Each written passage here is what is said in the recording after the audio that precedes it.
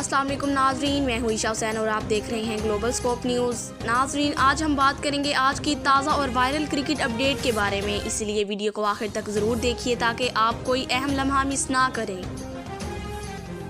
आज के मैच में खिलाड़ियों की शानदार बैटिंग और ज़बरदस्त बॉलिंग ने सबको हैरान कर दिया, जबकि कई दिलचस्प लम्हात सोशल मीडिया पर तेज़ी से वायरल हो रहे हैं। जी हाँ नाजरीन, क्रिकेट फैंस अपने पसंदीदा खिलाड़ियों की परफॉर्मेंस को खूब सराह रहे हैं। आज की अपडेट्स ने एक बार फिर साबित कर दिया कि क्रिकेट वाकई एक सनसनीखेज और गैर यकीनी खेल है और आने वाले दिनों में मज़ीद बड़ी और हाई वोल्टेज मैच शायकीन का इंतज़ार कर रहे हैं। अगर आपको ये अपडेट पसंद आए तो वीडियो को लाइक करें, शेयर करें और हमारे चैनल को सब्सक्राइब करना ना भूलिए ताकि हर ताज़ा क्रिकेट खबर सबसे पहले देख सकें।